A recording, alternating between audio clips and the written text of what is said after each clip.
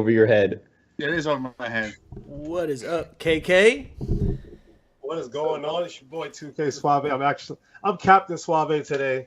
I'm I'm joined with Sammy. I'm joined with Vic. I'm joined with A-Rod. I just came back a couple days ago from a 5-day bender in Arizona, and I'm back. Congrats. How was it? You're still I'm alive, just clearly. happy that I'm alive, and my voice just came back like 3 hours ago. Like I've been drinking tea and lemon and honey, just trying to keep it. I want my podcast voice, but earlier today on the phones, I was bad. I was crackling and everything. I sounded like I was going through puberty. So, yeah, I'm back. I'm back. How was y'all's weekend? Well, to answer your question, it was a blast. I had a fantastic time. But how was y'all weekend? Mine was straight, just pounding through football season like a normal Jets fan. That's it. But Just chugging along. Mine was Sarah, great. what I you been up golfed. to? I golfed with Vic this weekend. Hit another personal best. Hit a 106. Pretty pumped. It started good, went bad, and then finished okay. So great golf outing with my boy. How was your outing, Vic? Fucking terrible. Probably the worst I've ever played in my life. I I definitely almost had beat the, him. I had the worst night of my life. Well, here's the thing: I don't usually do this, but I took so many mulligans. My score was probably worse than what I actually put down. So yeah, I don't usually do that very often, and I was upset with myself. So I have to get back on track here the next day. how many Next round we go. how many If you want me drinks? to teach you, I got you. I've been working on the swing. Oh, okay. Well, in that case, yeah. Yo, literally, my second computer just opened it up and it literally just said ESPN Bet now live. Yeah, there you go. We were just talking about that before the show because apparently, guys, I'm a degenerate and I'm working on it. I am working on it. But as far as wacky things that you guys have seen, I'll start with you, A-Rod, because I know you see a lot of wacky things every day. Talk to me. What you got? Wacky things. I would say me. I would say I'm the wacky thing that I saw this weekend because Pause. watching that. Yeah, pause. Watching that Jets game, I was like, digressing once again on what I said about Zach Wilson. I was like, there's no way he's playing a great game. He's gonna win this for us. We're in the red zone, and then as soon as he threw that interception, I was like, well, I knew it was coming. And once again, I was putting my eggs in the basket, saying we're gonna win this game, and It's like the accident waiting to happen. I knew it. I was like, he's too perfect. There's too many good things going for this team. It's too good to be true. It is. It was too good to be true. So putting my eggs in the basket on Zach Wilson was my wacky, crazy thing that I've done this week or seen. Oh, but Vic, what you got? Oh yeah, the wackiest and craziest thing I've seen this weekend was Bill Belichick taking out Mac Jones for a 2-minute drill at the end of a football game. And if you guys have never seen a tank, that was a tank drop right there. Why would you put in a cold quarterback to run in a 2-minute drill? Insanity. Gotta see what he has. Yeah. Let's see what he has in the last 2 minutes of the game. Sammy. I got actually two real quick ones. One of them was the Broncos, obviously winning at the end of that game. That was absolute utter insanity. But the other one, since I like to usually keep on soccer, was that 4-4 Manchester City Chelsea game. Absolute insanity. Did not expect that. I did not see that coming. But yeah, it was very, very entertaining. Yeah, I was mad I didn't take the over on that one. So I think the over under was like 5. 8 though, like that's nuts. I would have hammered the That's a under, pizza to be game. honest. That's a squad battles game. It was what to say. For me, Texas A&M fired Jimbo Fisher, not because they suck, because they're not good enough for what they're paying him. His buyout is $77 million. $77 million to say goodbye. I mean, who would not take that? And then he's still going to get another coaching job. Like college football money is on another level. That is on another level that we don't even know about, especially in the South, especially in Texas. So, shout out to Jimbo Fisher. If he gets another job, doesn't that negate the buyout? Like They they have- have to pay us. They have to pay him the whole thing. I think between now until 2031 or something like that. Yeah, he made out like a bandit. I wouldn't coach again. Why would you do that? Just go like I would do media. Do media. Yeah, but he might. It is less stress, less travel, and all that. But he might have something to prove. I don't know. Fuck that. Give me my 30. I'm buying Ireland. I'm moving to St. Kitts and Nevis, boys. See you later. I'm gonna take KK's captain hat and sail my ass there. Hey, I'll you don't have to. I'll take you there on my cruise ship. Don't worry, bro. I got the SS 2000 in the back, so we good. Sammy, talk to me, man. What we got today? Tremendous topics. Courtesy of KK, it was awesome stuff you put on here. So obviously we're gonna get right into the college football talk, or not talk a lot, but I know you, KK, have some stuff you want to get off your chest about Michigan and that whole situation over there. Then obviously we'll jump right into the NFL Week 10, go over some of the things that have happened. Got a great segment called "Things Done Changed," so that should be pretty fun. Then we'll go through our Week 11 matchups, and then of course we'll dive right back in to the NBA. Pause. But yeah, let's kick it off with the college football, KK. I know you had some things you wanted to get off your chest about the Michigan Wolverines. Well, yeah, they did my dog dirty, man. They did Jim Harbaugh dirty. Like, I know there's an agenda and So wait, what happened? Because I know Friday was when they made the decision, right? Yeah. So literally at the the 18th hour or whatever, they suspended him for the last 3 games of the season. So Penn State. So imagine a road game against Penn State. You found out 24 hours before the game that you're not going to be able to coach on the sideline. That's a lot to put on a bunch of 18, 19, and 20-year-olds who have nothing to do with all of this. I mean, this is above them, and they're being penalized for things that have nothing to do with them. And then obviously, Maryland and Ohio State, and we already know what Ohio State's going to be like. That's going to always be a tough game. I just feel like they admitted that they don't have any evidence against Jim Harbaugh to prove that he didn't know anything about it, and they still decided to suspend him, which I don't understand. And Michigan actually that game that we won on Saturday, we got their 1,000th win of our program's history. And Jim Harbaugh was not even allowed to be a part of that. You know what I mean? I didn't appreciate that. I think they've been with the burgers during COVID that he bought for the kids and all this stuff.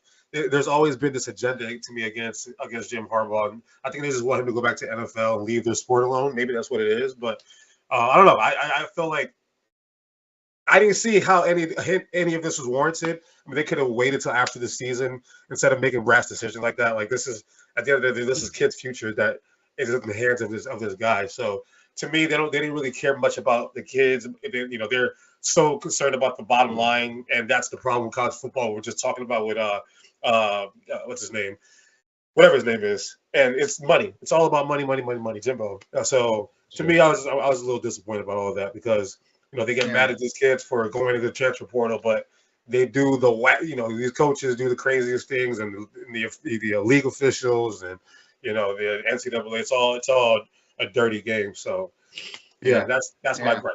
That's my gripe. Yeah, how does Jim Harbaugh get more heat than Joe Paterno does?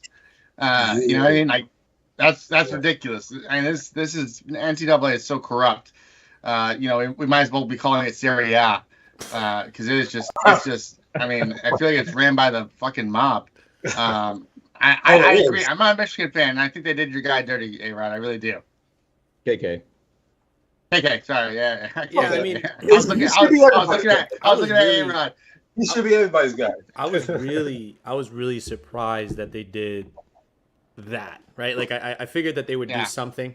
Like there would be some sort of repercussions to the actions, but to have them suspend him the day before the game, but include that game, right? Like I thought if they were to do it, maybe either next season or some sort of fine penalty, or at least let him coach the game that he's currently at, and then maybe worry about the games down the road. Away.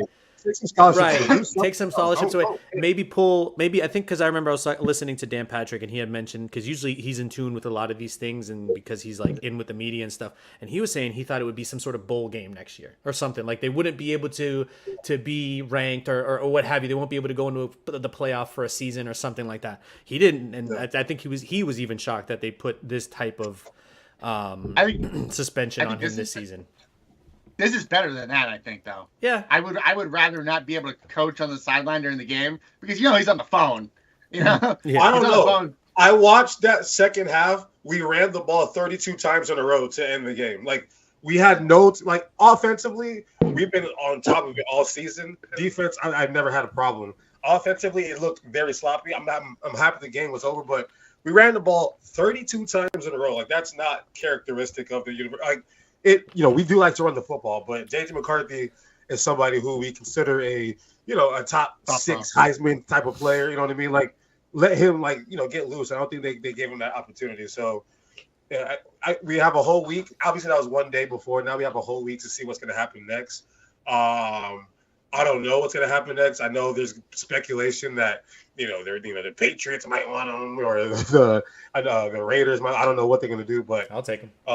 The Chargers. I mean, shit. I would love Jim Harbaugh. The fact that Jimbo Fisher got fired before Brandon Staley is incredible to me. It's incredible. So we'll see what happens, but yeah, that's my gripe. I got it off my chest. Very Deflategate-esque. Yeah, I agree too. Like I think penalizing Harbaugh is like a tough thing. Like why isn't the program punished, or why isn't like the dean or the director, penalized for this? It's just crazy to think that you're going to single out one guy and you're not knowing who to do, and then you've got this gripe against a guy who's literally Michigan. What before Harbaugh got there was like subpar. It was good. It had its down years, but then it got back to being a championship caliber program as soon as Harbaugh walked through those doors. So I think for them to really penalize this guy, especially the night before the game, I'm in line with what you guys are saying. I think it's ridiculous. Did him dirty. And then of course the Jimbo Fisher shit, like this shit don't add up, man. Like Texas in football, like if you don't do good, if you're not winning national championships, and let's be honest, how many national championships has Texas A&M won? I think 0. Is that right? 0. Yeah, I can't think of one. Yeah, so it's tough, but getting the guy who that's his alma mater or whatever it was, brought him back to coach it, like that's beautiful. And then you can't put a winning program out there. He's recruiting well. He's getting good players. It's tough to play in Texas. Every school in Texas is pretty solid, and the competition. I mean, Oklahoma, of course, like when they do the Battle of the Red River, like it's tough every time. So this is going to be competition. But for you to get rid of this guy because you can't pay him or you're not winning enough games, whatever it is, it's tough. College football there's no loyalty in college football unless you're Nick Saban or like one of the guys that stays there like Bobby Bowden, like Joe Paterno. There's no loyalty. Joe Paterno all the way to the butt fucking, man. Whoa. All right. Real quick, breaking news. We're gonna talk about it. We're gonna talk about basketball later, but Draymond Green was suspended for 5 games. That was another crazy, wacky thing that I saw. I thought one of you were going to talk about that. You know he wanted to do that. I cannot wait to get to basketball, but let's move on. Let's move on.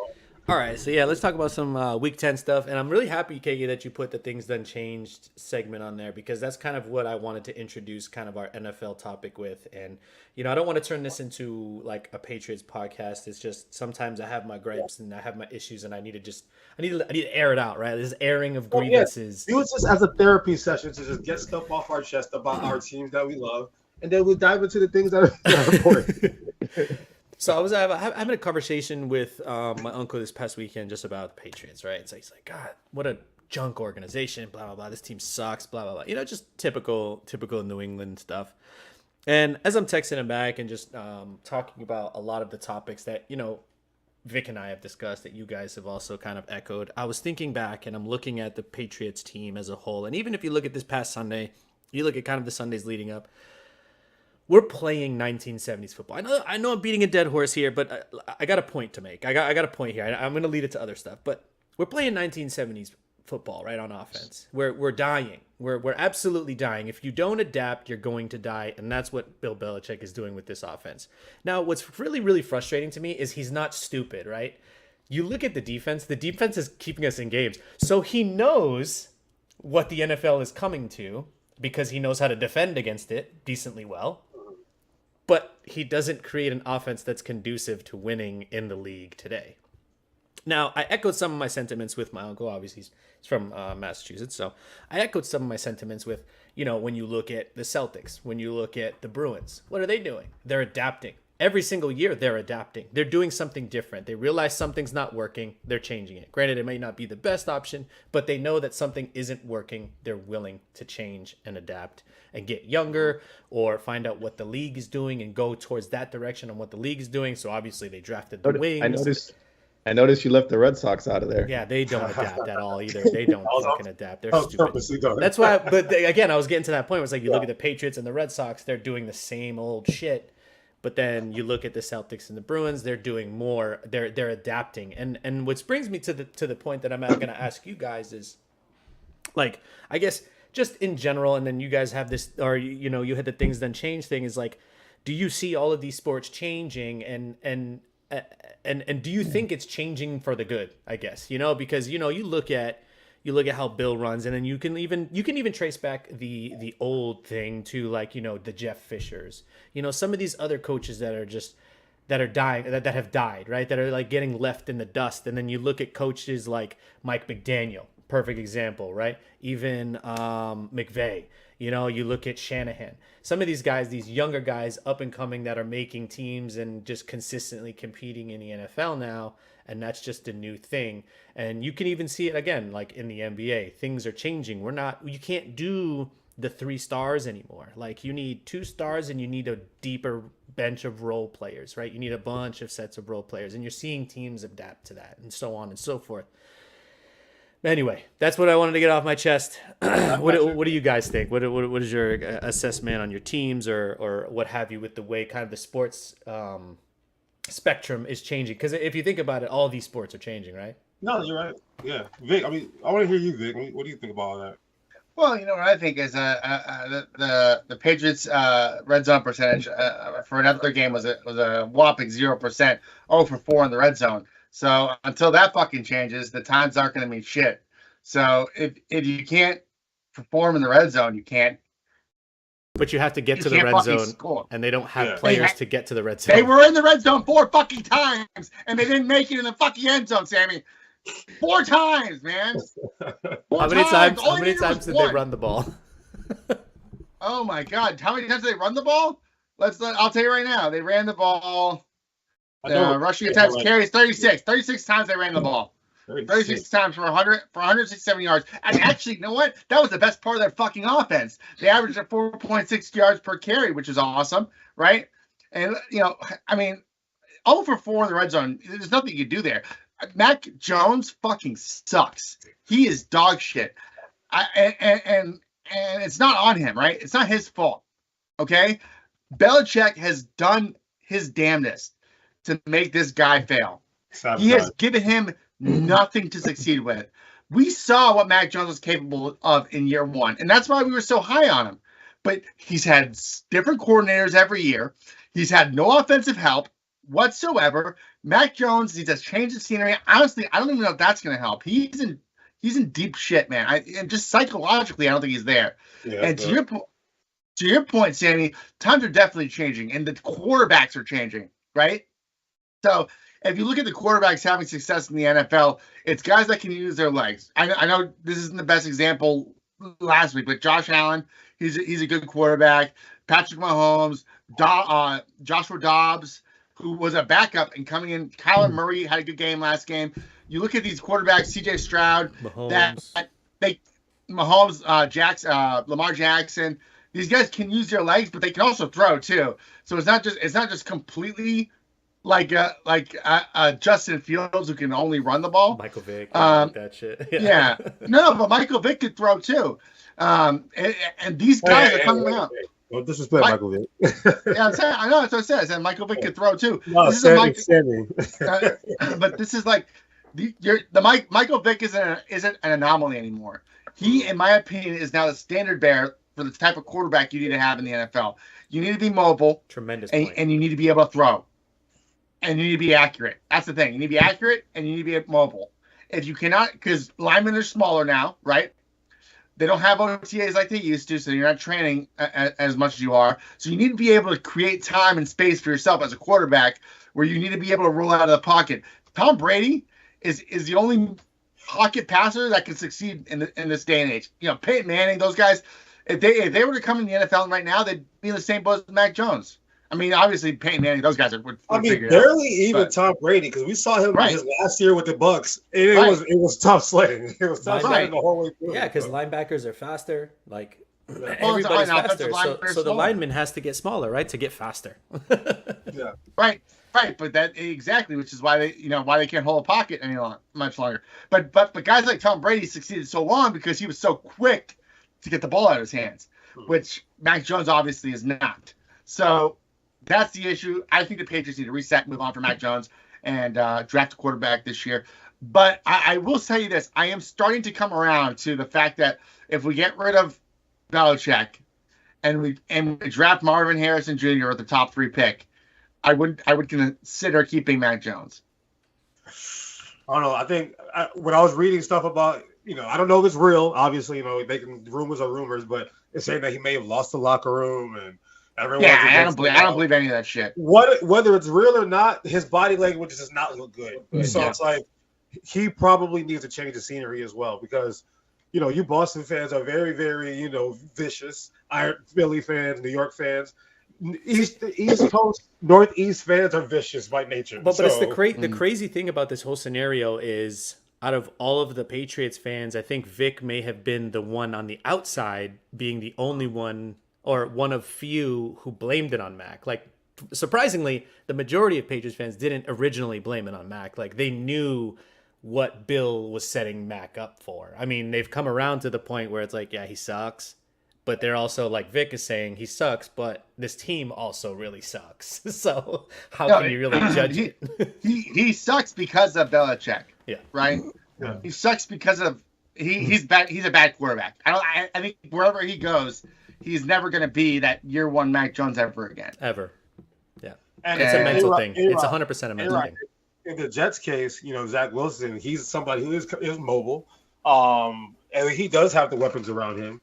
And I think you guys are playing a little bit more of an updated style of offense. Am I right? Yeah. Yeah, I was gonna say I think maybe Zach Wilson may have listened to this podcast and alluded to what we were trying to say about being mobile, because I saw him run the ball finally last game and he did well running the ball.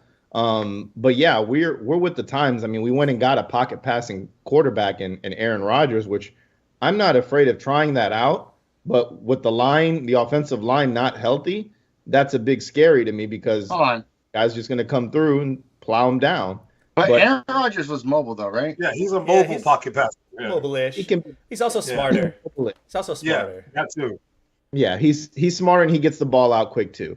But KK and I alluded to this like season 1 when we started this podcast about how the NFL is changing, and a lot of people don't want to change with it. And when they see success, they start picking up ideas. Like, for instance, Lamar Jackson, when he came in the league, nobody wanted that mobile quarterback. They thought that was dead. They wanted him to be a running back if that's what you want to do. Literally, that's crazy. And they see success. They see success, and other teams start saying, shit, we got to get with the times. But with Bill Belichick, that's just not his mantra. That's not the way that he moves. He likes to be stuck in his ways, do what he wants. And I don't know, once again, I don't believe all the rumblings and stuff, but I keep seeing rumors that this could be Bill's last year, that he may be on the way out. So it could be, but he makes too much money. He does. Can I back up what you're saying, Aaron? So just a great point he made there, that he's stuck in his ways, because he's always been a run first guy, right? Or he let's look at the other early Brady years, right? He was always a run first guy. And even when the run game is as effective as it was on last Sunday for the Patriots, when I say they had 36 carries for 166 yards, 4.6 yards per carry. If I would tell you those numbers, you say that's a pretty successful run game. They only put up 6 points with that. And that's with a successful run game. You can no longer just have a successful run game and a good defense and win in this league anymore. You need to have a good passing offense. And on the inverse of that, they had 27 pass attempts, 66% completion percentage, 173 passing yards, 6.4 yards per attempt average, with 2 interceptions and 0 touchdowns. And the biggest thing there, 5 sacks. 15% of the passing attempts were sacks. 15%. You know how many the Colts had? 0. I bet you a lot of pressures too. I bet you there was also a lot of pressures. Oh, 100%.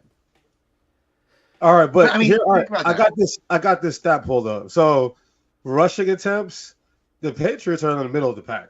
Like the Ravens, 324, the Browns, 314, the Falcons, 311. So it's not like it's impossible for it to work. The Eagles were at 290s. It's just they're not able to play action out of it, right? Like what Tom Brady was so great at, his play action passing was just next level. Aaron Rodgers, play action.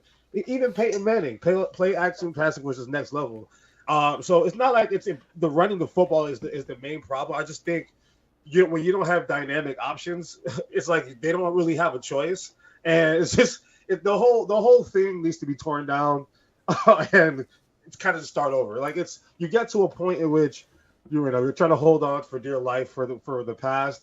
Every dynasty has to go through this. We're watching the Spurs finally maybe recovering now that they got Wembanyama. We watched the Bulls be bad for a long time until Derrick Rose. So I think it's just one of those things in which when you have a Hall of Fame legendary coach, it's a matter of do you get rid of him like a Phil Jackson, or do you kind of just wait it out like they do like they did with Popovich and they kind of just see what happens. So well, I mean, Jimmy Johnson got fired.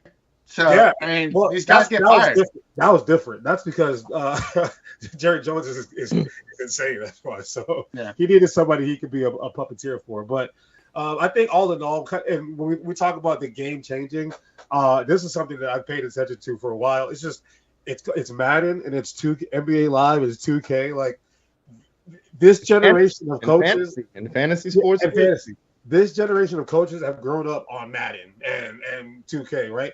Tyrese Halliburton, who I would like to talk about later, he said he credits his improvement in his game for playing 2K, and I actually believe him because I've heard a lot of NBA players say that like they know how to read the offense a little bit better because of just just playing 2K with their teammates. So it's and I think it was Adam Silver said it like he wanted the game to look more like a video game. And the NFL is probably looking like that. You want to back in the day. Remember, you always wanted to get the fast quarterback so that he can get out the pocket and do things like that. That was what won you games. So it's like the world of sports and esports and all that stuff is really meshing together more than we even know it. So that's what I'll credit it to. It's just it's the 2000 the millennial age of sports in general. I mean, baseball, they want the game to be quick. They want more home runs and more strikeouts. More home runs. It's plain and simple. So unfortunately for Bill, all he had was Tecmo Bowl, so that's all he got to play. So that's why he ran the ball. he probably had what's his name? Bo Jackson. Bo Jackson could not be stopped, so he's just used to that, bro. He's just used to that. But that's all I got for this. But yeah, it's video games, y'all. All right, Sammy. All right. A-Rod, you wanted to touch on the Jets player only meeting and potential Aaron Rodgers return?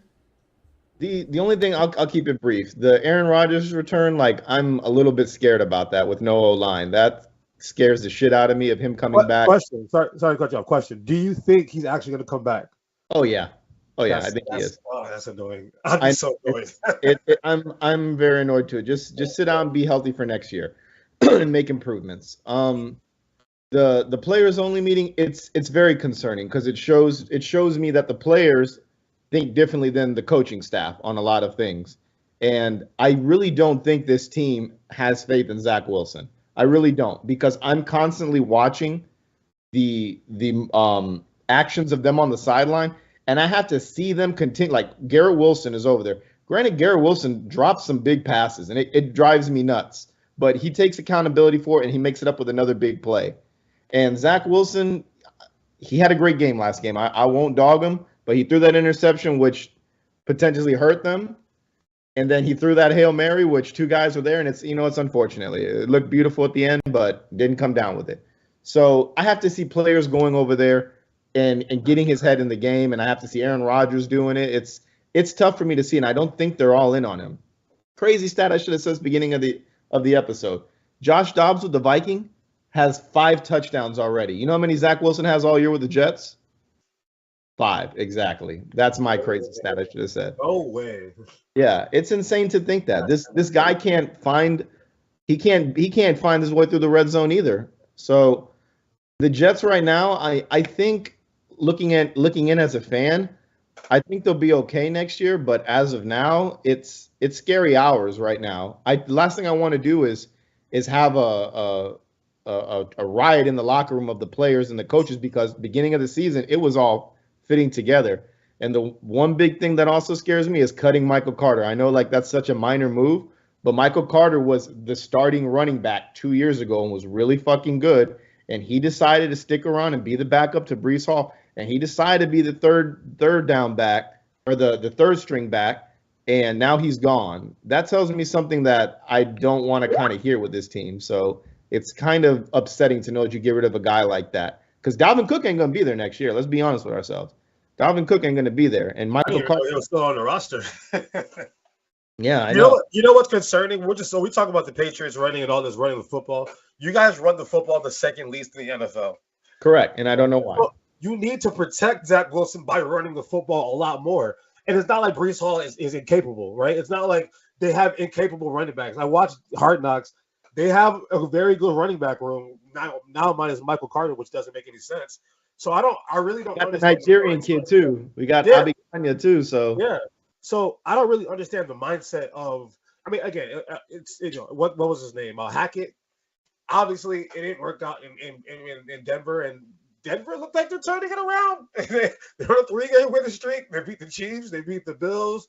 So it looks like they're figuring it out, and Hackett is still kind of stuck in neutral. So he could honestly be the problem, and maybe Aaron Rdgers, that's his boy. So no one wants to say it out loud in the locker room, but I mean that could honestly be a lot of the problem right there. It could be, man, but I as much as blame a struggling quarterback, and you only have 198 rush attempts. I don't get it, man. Trust me, I don't get it. But for all the plays that Zach Wilson makes, whether they're overthrown, whether they're underthrown, whether they're in the numbers and they're dropped, they all cancel out to me to go with the rushing yards that we had there too. And I get the frustration from the running backs. Don't get me wrong. Like Dalvin Cook is definitely underutilized. Breece Hall, definitely underutilized. And they need to be put into this offense more than what they are. So. Yeah, well, I'm happy that we're all able to get this stuff out of our chest. Now we can just breathe and just talk about things that have changed, because a lot of stuff has been changing. Sammy, where are we going to go first? Things done changed, like Biggie said, bro.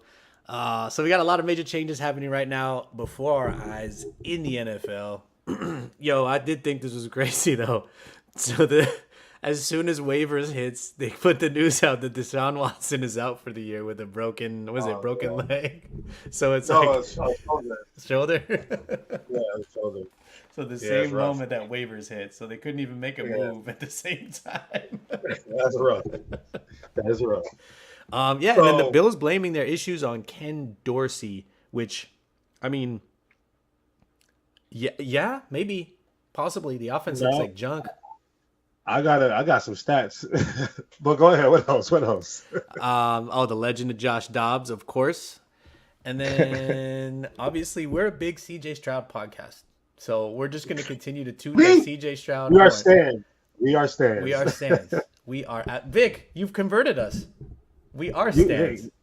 I want to be on my island by myself. I don't want. There's no fucking room here for you guys. Get out of here. No, this island. When you brought it up, we all agreed. I think we were all like, "Yeah, he's right." I hopped on that bandwagon and like buckled in, and I'm along for the ride for the next 20 years. So.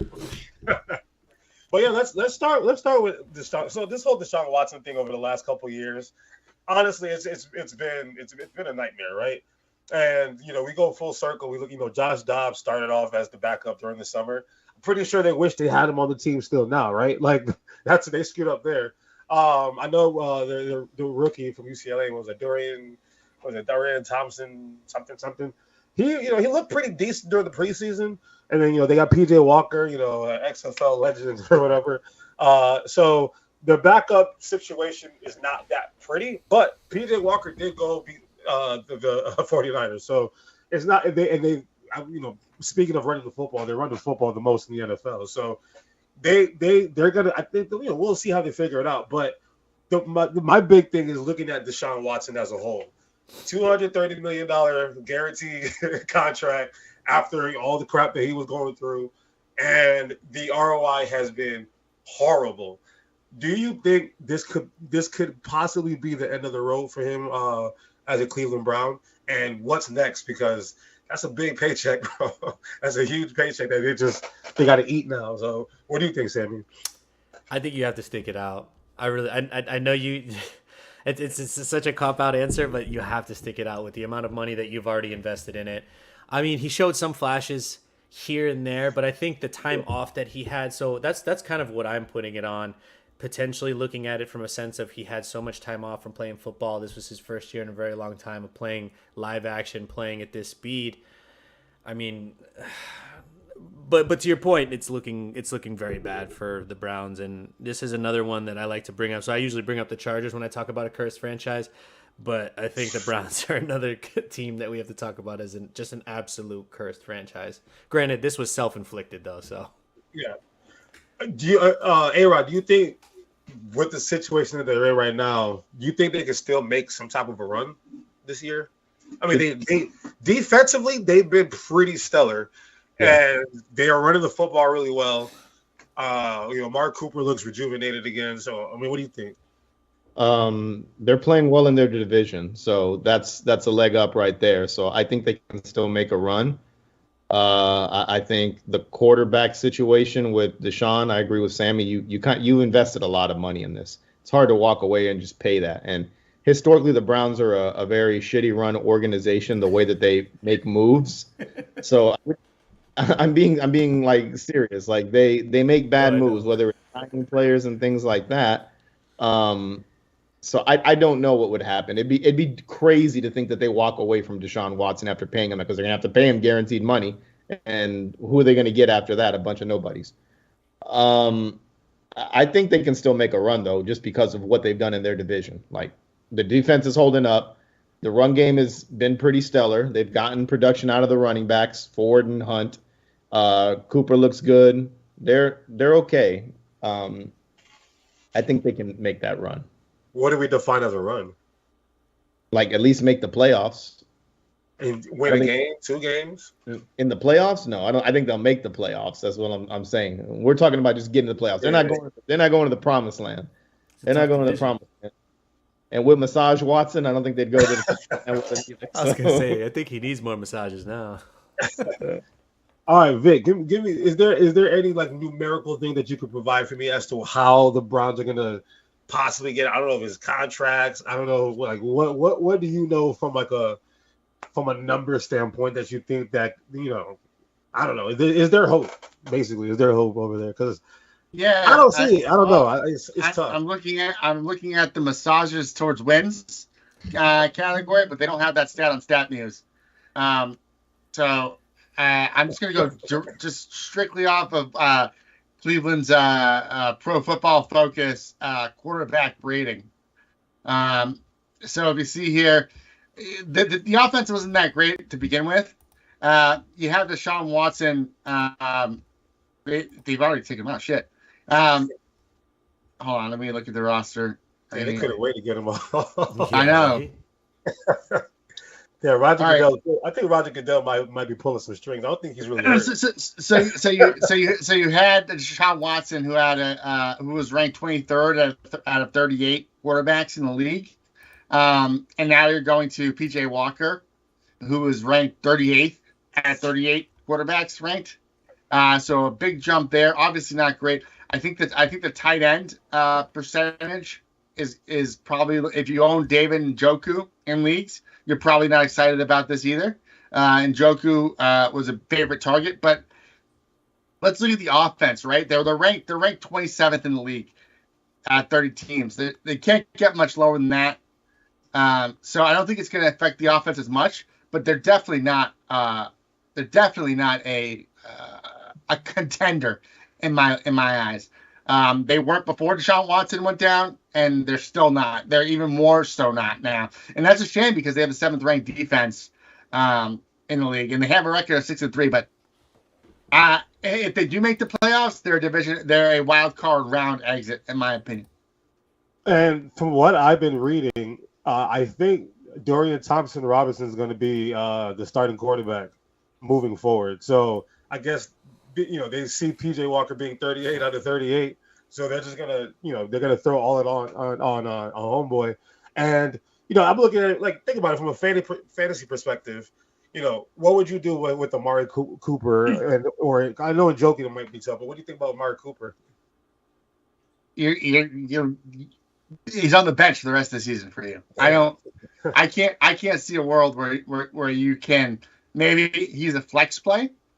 But I mean, Zach Wilson has made Garrett Wilson look good these last 2 years. So Garrett Wilson is different than Amari Cooper, though, right?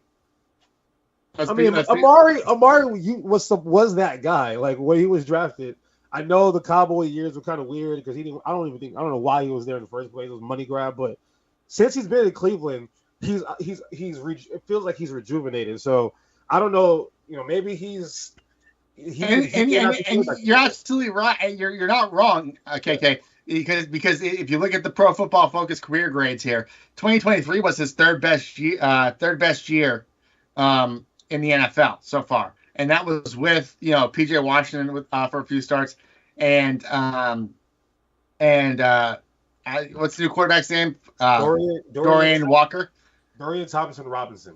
That's right. Yeah. Okay, so yeah, I mean, he's going to be getting a lot of snaps, but I mean, I don't think he's anything more than a flex play. You can't do anything more than a flex play with him. All right, cool. All right, let's move on. But next team that's changed. All right, let's talk about Monday Night Football. The Buffalo Bills decided to go ahead and fire their offensive coordinator for having 12 men on the field during a field goal. I guess that's his fault because he probably I don't understand, but you guys being within this division, I don't know. I don't know if we were all on the same page saying that they might miss the playoffs when we were seeing the slippage, but for you guys, as AFC East guys, I'll start with you, A-Rod, because you have a chance. You have a chance. I don't know, to win a division. I don't know, because the Dolphins, we'll see, but you're there, right? So what do you? Because you play them next, right? Yeah, you do play them next. Where are you at with the Buffalo Bills now, after what you just watched on Monday Night Football? Because things don't change over there now. All I wanted was for Brandon Staley to get fired, and all I could get was Dorsey to get fired. That's all I could get out of it. What I want, what I'm expecting of the Bills is what I've been preaching this entire time. Josh Allen doesn't scare me. Like, he's a bonehead player.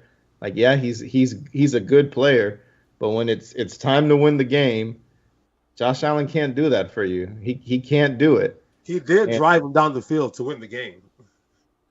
Who did?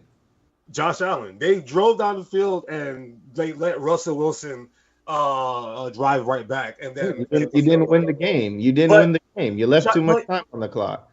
He didn't win the game. He does. Dude, what he was supposed to do. We scored. No, he's just not scary. He's not scary. He's a good quarterback. Don't get me wrong. He's a good quarterback. But when it comes down to fucking, you got to win the game, he's not going to win you the game. We've seen it over and over again. The Chiefs, the Bengals. 13 seconds. What was he supposed to do? What is he supposed to do? No, he's cursed, bro. He's cursed along with all of the Bills fans out there, man. You lose, what was it, 4 Super Bowls you went to in a row and you lose them all? Like, that's going to stick with you forever. It's not coming back anytime soon. Most overrated quarterback in the NFL. And with that being said, Pro Football Focus rates him second out of 38 quarterbacks in the league with a total offensive rating of 89.8. So, that's again the numbers say one thing, and like A-Rod said, the performances say another. This team is 5-5. They are incredibly below expectations right now. With the 4th overall offense and the 11th best defense in the league, you'd expect them to be at least above 500, which they are not. And they lost to a terrible, terrible Denver team. granted, the game was in Denver, right? Yeah, I believe so. You give him a No, little bit of. It was a Buffalo. Oh, was it Buffalo? Yeah, Okay. it was a Buffalo. Yeah. So that's even worse. Which makes it even more like, damn. Yeah, that's worse. You let Russell hustle man muscle Wilson beat you, and he hasn't been that guy for a while. So unlimited, Mr. Dangerous over here. It's the danger sub. Watch out.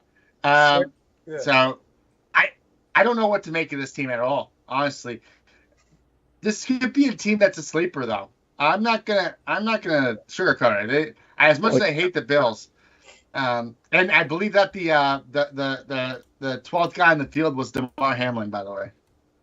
Damn. No way. I hope it's not. I hope it's not. Sammy, I'm going to pass the floor to you. So, I don't know if you saw what's his name's brother, Stephon Diggs' brother said we need to get 14 out of there.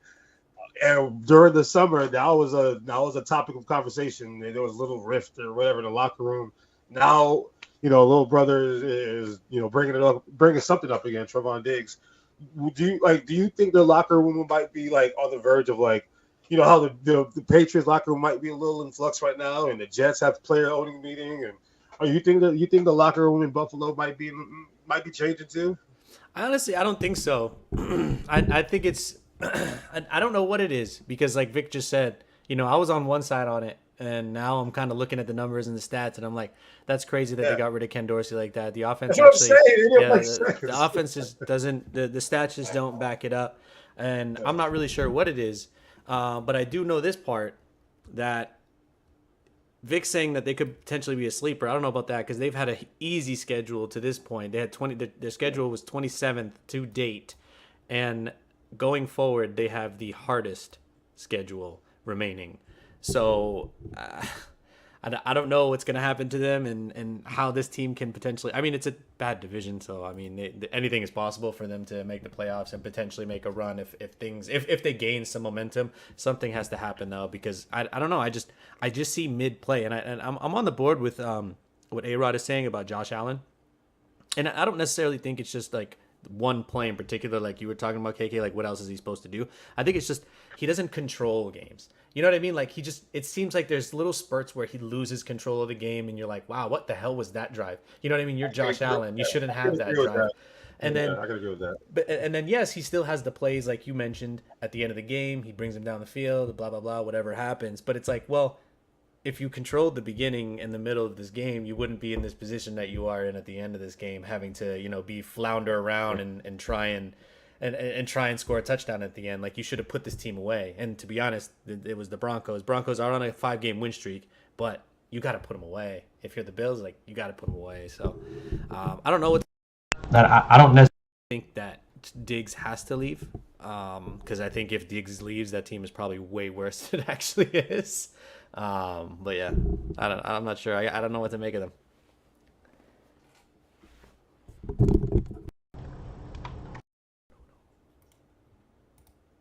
Something just don't smell. It doesn't smell too good over there, so it's just, I don't know, it's a little concerning, but we'll see. All right, moving on.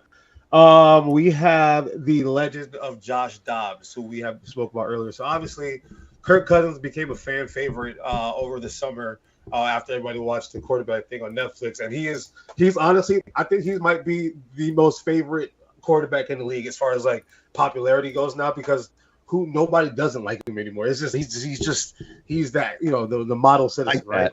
You like that, right? So, but here comes the Legend of Josh Dobbs. While he was with the Cardinals, he beat the Cowboys, and that was impressive. He looked presentable every game that he played in, and then he comes to Minnesota on like no rest, no. It was like kind of what Baker Mayfield did last year with the Rams. Just showed up.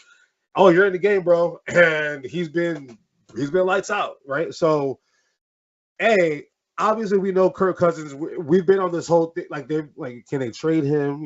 This and that and the third, until he got hurt. There was a rumor that he could get traded to the Jets, right? So now that Josh Dobbs is looking pretty, good for the team, are things going to be changing in Minnesota? You think Josh Dobbs might take the reins? I mean, because we talk about mobile quarterbacks, right?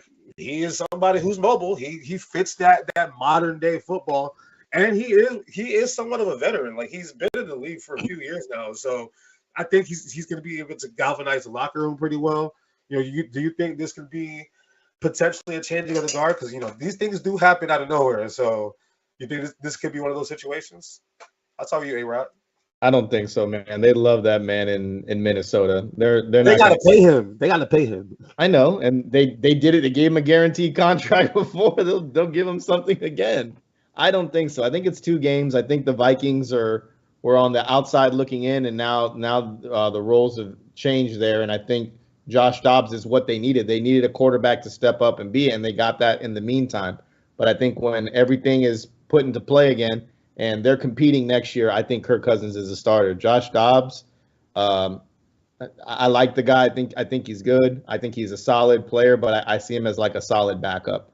And I think what I see out of him, though, is if he does have a good offense, unlike the Cardinals, he can do things with a pretty good offense. So Hawkinson is good. Matheson, when all oars are rowing in the water, is pretty good. Addison is good, and he hasn't even thrown it to Justin Jefferson yet, so we got to see what happens when he comes back. But I think the Vikings as a whole are a lot better than what the Cardinals are, and the Cardinals, we don't know what's going on there. Do they want to keep Kyler? Do they not? Do they want to tank? We don't know what they want to win. Clearly, they want to win. So. Don't know what they want to do. But I see Josh Dobbs, and I think he's heaven sent. I wish the Jets would have went and got him, because I think he would have been a good answer for us to have, other than Zach Wilson there. And it would have been cheap to keep him too. So I think it would have been good in case something happens to Aaron. Then we have Josh Dobbs right behind him. So real quick, we got a question in the chat from Gilberto Pedroza. Can they pay for him and Justin Jefferson? I think that's a pretty interesting question. What's Kirk's contract right now? Because Kirk been breaking the bank. Kirk's in the 30s. He's a dog. We got to be honest with he's a dog when it comes to this money situation. But let's see. And it comes down to how much do they value him? Because like you were saying, they love that man, right? So how much do they love him? Kirk seems like the kind of guy would stick around for the less money too. For me, it seems like that for me. Stick around to be a backup? No, I'm playing. No, he won't stick around. So the cap hit this year was 20 million. So it would be 28 million in 2024. Oh, but it's really team friendly on the back end. Yeah, that is. Yeah, it is very team friendly. Wow. But that's age 36, 37, 38. Where he's coming off of an Achilles tear. You know what I mean? Yeah. So that might be the reason they want to trade him. Because it is team friendly, don't get me wrong, but we're talking off of an Achilles tear, 36, 37, 38, 39 years old. We have Josh Dobbs that's 28. You can potentially get one of these kids in the draft that's coming out this year. You may not get one of these top guys, but the fact that if you have a young quarterback to build around, it's easier to get to a Super Bowl because you're able to pay other people. So if you want to keep Justin Jefferson, obviously they're going to be the top paid receiver, right? And that's going to be looking at 30 million, 31 million. What's Tyreek making? But they don't have to pay Jefferson until 2025, and that's the same time that Kirk Cousins' contract gets into that team friendly deal. After this injury, he's getting paid after this season.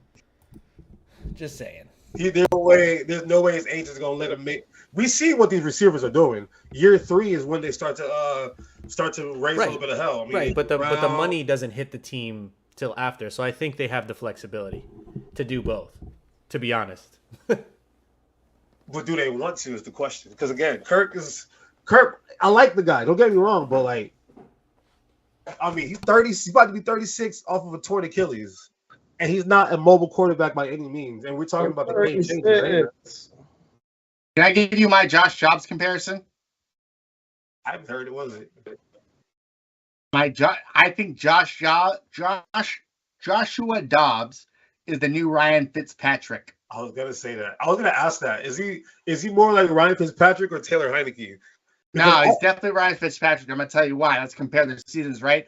So let's compare Ryan Fitzpatrick's 2009 season, right, when he first came on the scene with Buffalo, played 10 games.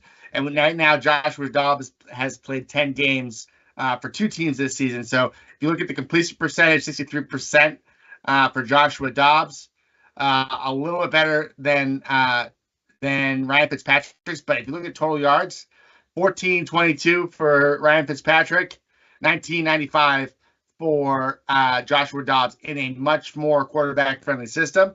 11 touchdowns, 5 interceptions.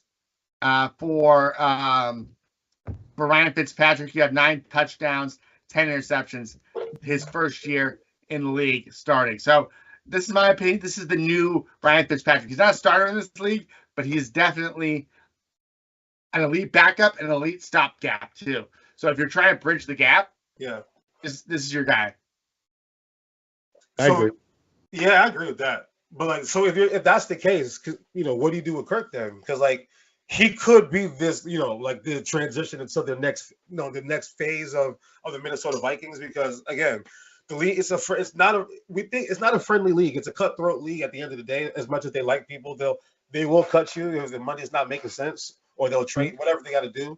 So I don't know. I feel like, because they're on a winning streak right now. Obviously, Kirk had a lot to do with the beginning of the winning streak, and now Justin Jefferson's coming back.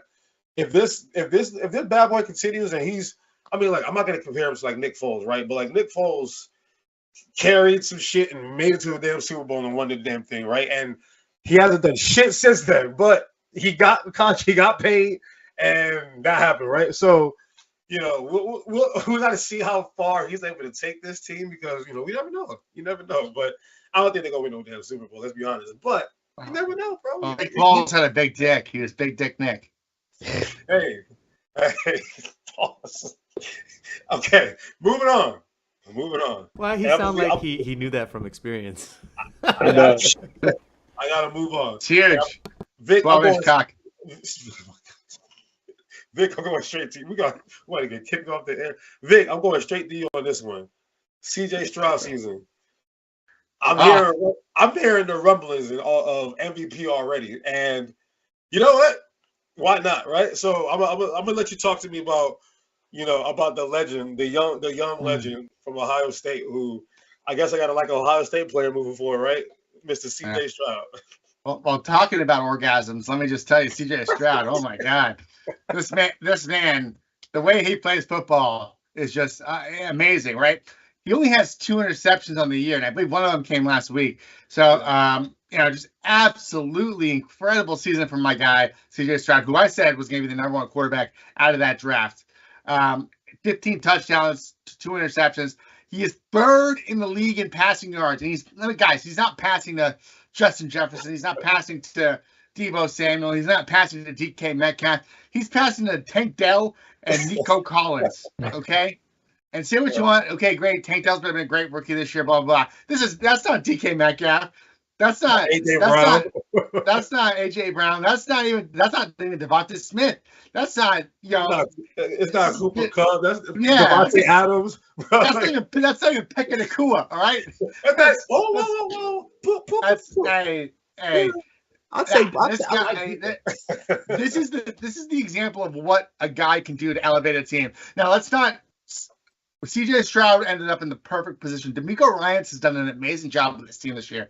And let's be honest, we came in this season thinking that, this team is probably mid at best, like, whatever, 500 team.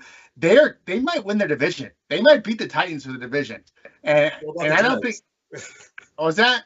What about the Jags? The Jags suck, dude. Did we not watch that game? We gonna hop off the bed. I thought we were all like, we were all. I am not on that. I'm not on that bandwagon. I fuck the Jags. I'm off. What's his name? Sunshine or CJ Stroud? Give me CJ Stroud all day. I said that on that. Who would you rather? I believe. What did I say? Did I say Sunshine? I think you might have said Sunshine, but damn, I hope not. I got to change my mind on that. Guys, this is a team that finished with 2 wins last year, and now they have the 9th offense in the NFL. That's incredible. Yeah.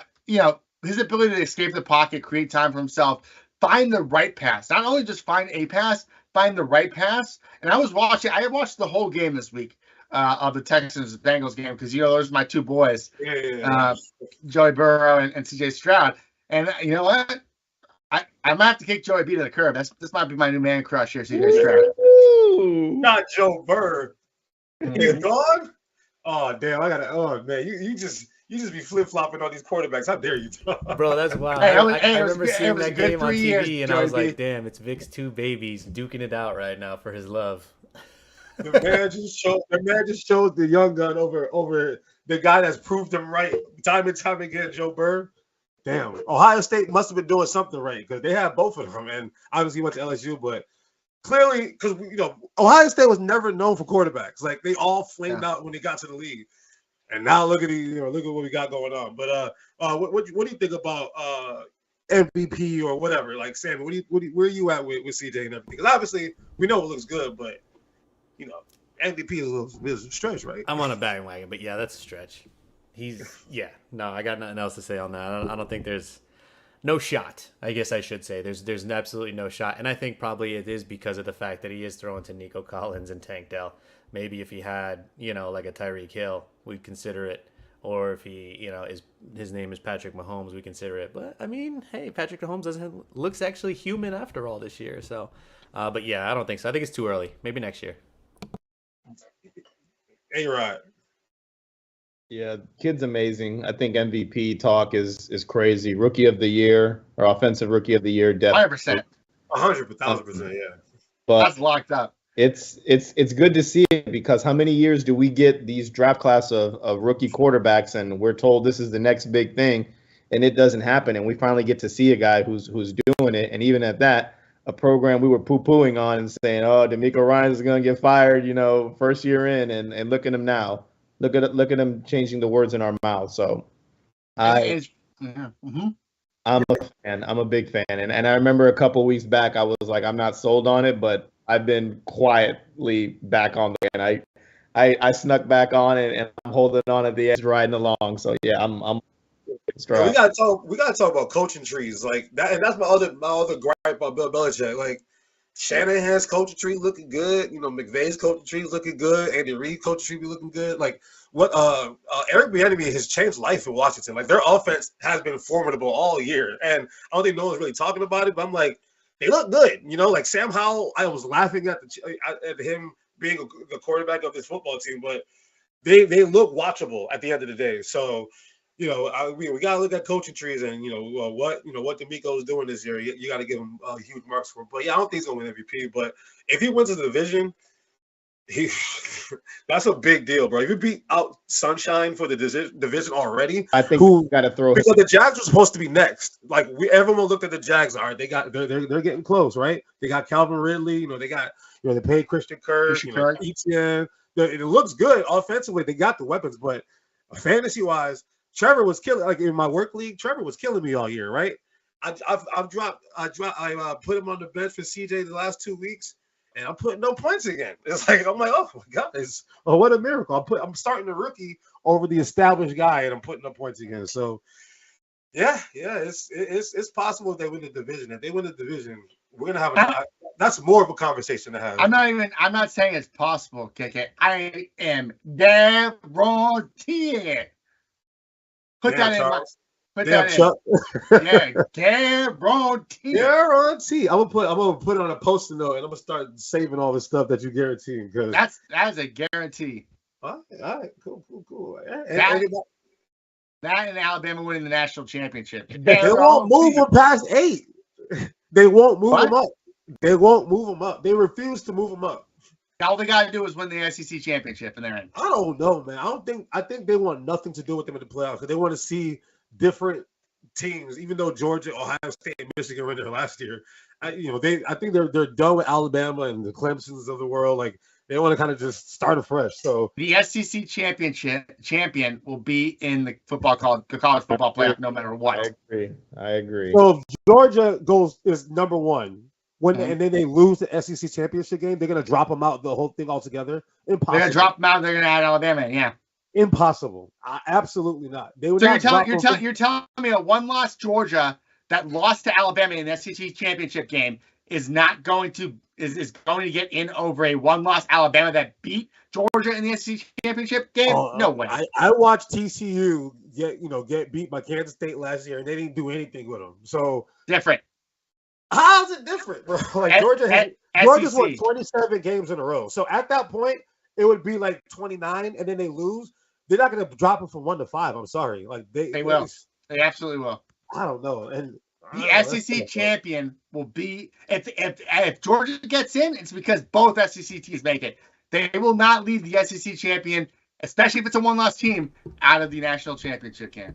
No way. What they're probably going to end up doing is put Alabama 3, Georgia 4. Probably, yeah. No, you're absolutely right, Sammy. 100%. That's crazy, bro. I mean, like Washington, what are they going to do with Washington? Not put them in the playoffs? I mean, they've been doing their thing all year. They've done that. Like, they've done that to like probably better teams. So yeah, they might do that. Let's be honest. The Pac-12 has looked impressive this year. We've all seen the quarterbacks over there. Like, what are you talking about? They've only played the Pac-12. The Pac-12 has only played the Pac-12. The Pac-12 is trash. The Pac-12 and the American are the same fucking conference. It's one's on the West Coast. Hey, USF, baby. We got one more. Get in the bowl game. We got one more. And we get in the bowl game. Just throw the 2 head coaches into a dark room and slide a knife under the first one that comes. Throw them in the gulag. Just throw them in the gulag and see what happens. May the best man win. Flying in from the gulag. I'm done with football, bro. I've been watching a lot of basketball this last week and a half. Let's get to it, Sammy. We're not gonna do pick'ems. Damn! I forgot about the pick'ems. First of all, how we do last week? I don't remember. I'll be quick. KK, you got a goose egg, but you got to pass because you're at a bachelor party. So I got a goose egg. You got a goose egg. Ain't no way, bro. Ain't no way. For real? You got a goose egg. All 5 you lost on. I was right in San Francisco and being the lone wolf there. I took Detroit. Vic was right on Detroit. Sammy was right on Detroit and Houston. So Sammy and I get 2 marks this week. So the total is 5K, me 4, Vic 3, Sammy 2. Sammy's creeping up. Sammy is making a comeback, baby. I really had a goose egg this weekend. You had a goose egg on all of them. You picked Baltimore. You picked Jacksonville. This man was drunk. This man was drunk on Wednesday. I was, man. And you picked Tennessee. Was hitting, bro. The tequila was hitting. All right, well, who we got this week? All right, so the Week 11 key matchups we got for the first one: Bengals at the Ravens. We got the spread is the Ravens by 3.5, and the over/under is 46.5. Who wants to go first? Damn, they gave the spread 3.5. I'll go first. I can't see Baltimore dropping another one. I'm going Baltimore. Give me the Bengals.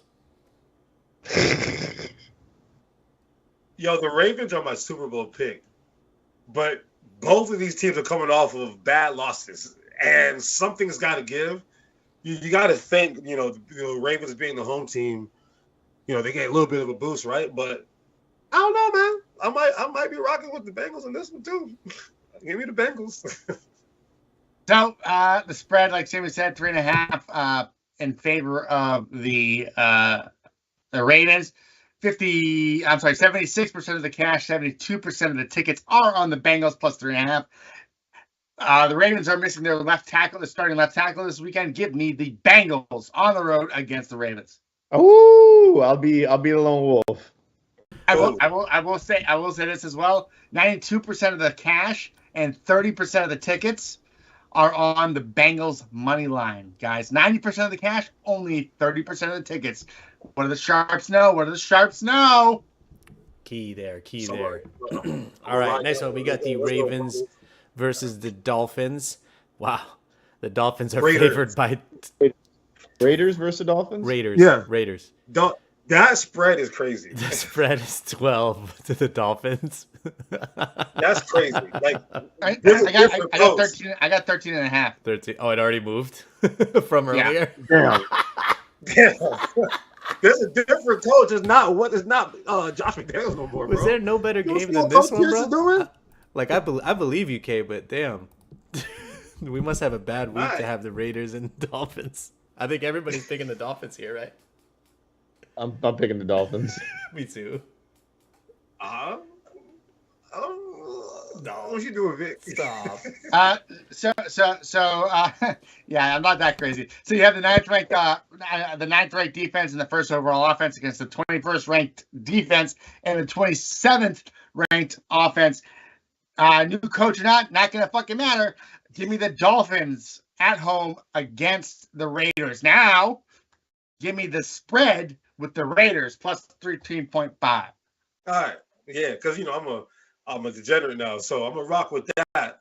But as far as straight up, yeah, the Miami Dolphins will win the game. But 13.5, shit. But then again, you know what? This is a great game to tease. You can put in a 7-point teaser. Get the Raiders up to 20.5 points. You're looking pretty good there.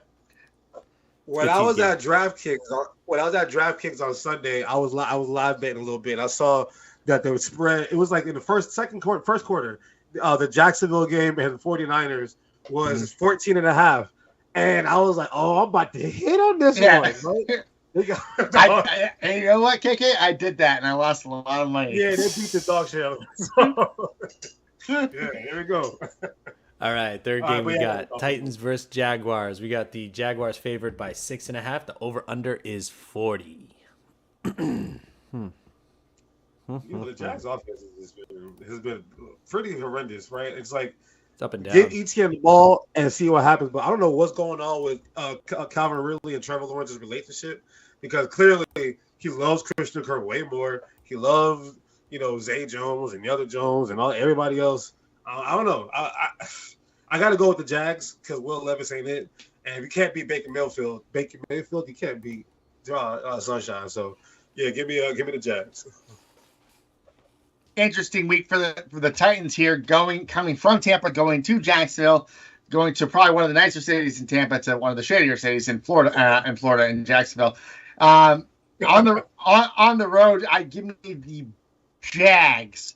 And that, let me just give you the quick numbers on the cash. So you got 54% of the cash, 77% of the tickets on the Jags, -7 at home. So that's a big number. I still take the Jags with the spread. They are 6-3 on the season against the spread. So give me the Jags. Spread and straight up. Jags. Okay. Give me the Jags.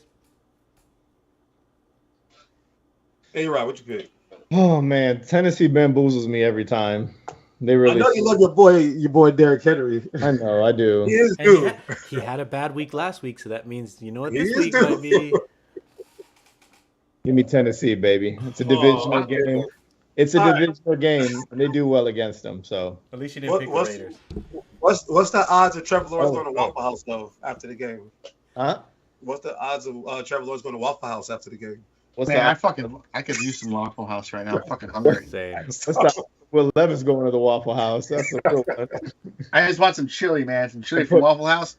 Put mayonnaise in his coffee. All right, for the fourth game, we got the Seahawks versus the Rams. We got the Seahawks favored by 1. The over/under is 46. Ooh, that's a tight one. Pause. First of all, I'll go under on that one personally. Because Stafford's arm, I don't know who's healthy anymore on the Rams. They got like backup running backs coming from practice squads. But then the Seahawks, they haven't looked like that dominant. I haven't seen it, this year, But I'll take the Seahawks though. I like what Geno. I still like Geno Smith, and I think Jackson Smith and Jibba is about to blow up in the next couple of weeks. For whatever reason, I don't know, whatever. But yeah, let me pick the Seahawks on this one, and I'm taking the under. Give me the Rams. Oh, hey, Rod. I like Seattle. Give me Seattle. Another great teaser game here, guys, with the LA Rams being the underdog at +1. You could take a nice little teaser here, make them +8, but you see that 83% of the cash, 54% of the tickets are on the Rams +1. If you look at the money line, you got 86% of the cash, 63% of the tickets. Give me the Rams at home against the Seahawks with the return of Matthew Stafford. All right. I don't want to do this last one. All right. Last but not least. What was that? Is that Monday night? Is that Monday night? Yeah, it's Monday night. Monday Night Football. Best Monday night game of the year. Yeah, easily. We got the Philadelphia Eagles versus the Kansas City Chiefs. We got the Kansas City Chiefs favored by 3. The over-under is 45.5. I'll go last. Jalen Hurts is questionable with a leg injury. Oh, it's 2.5 now. It's 2.5. So ain't no damn way he's not playing. Let's be honest. Dallas Goedert is doubtful with an arm injury as well. Yeah, he's not playing. Yeah, he's in surgery. He's supposed to get surgery today or Monday, whatever. Wow, this is interesting. You know what? I'm gonna be honest. I'm gonna pick the Philadelphia Eagles, baby. Devontae Smith is on the shirt today. Can y'all see that? That's a sick shirt. Yeah, I like that. Yeah. Hey, you know the kid. Come on, man. You know the kid, man. He's so handsome. I'm going with the Philadelphia Eagles. At that. Boom. Okay, guys. So I'm gonna go ahead after KK just went and gave you his Eagles love, and I'm gonna give you some more Eagles love. So this line has moved from KC -3 to KC -2.5. So that means the public likes the Eagles +3. If you look at the cash, 55% of the cash, 58% is in the Eagles. Doesn't really tell us much as in terms of the spread. If you want to look at the money line, 76% of the cash, 45% of the tickets on the Kansas City Chiefs. I'm sorry, KK. I'm going to have to go the other way here, my friend, and go Kansas City at home on Monday night against the Eagles. The second overall team according to Pro Football Focus versus the first overall team in the Eagles. Give me the Chiefs at home. All right, let's go. We're going to beat us twice in a row. All right, cool. Let's go. Oh, fuck. It's on me. Come on, Sammy. Come on, bro. I'll go KK. You're gonna hate this, but Kansas City at home. I gotta go KC, man. Let's go. I love it. I love the. What you got, Sammy? Go ahead, pick the Chiefs, please. No, you got the 59th ranked run defense against the what is it? What are the Eagles right now? Like one of the best running teams in the NFL. I think we're second. Yeah. So yeah, give me the Eagles. I think we got to split in half, right? 2-2. Pick the Chiefs, bro. I want all the hate. I need it. Why do I gotta pick the Chiefs? I need it. Well, hate. I have no hate. It's just I need it. Arrowhead's tough. All right, bro. Whatever. Not with that garbage. Let's go to basketball. Let's go. Who do you love? Let's go. Tyrese Halliburton. All right. Yo. Dog, Okay. have you seen what he's been doing this year? Yo. Dog, Yeah, the Kings traded the wrong guard, dude. I saw that post. And speaking of basketball, why the fuck do the Celtics always play on Wednesday? Yo, it's true. I have noticed that.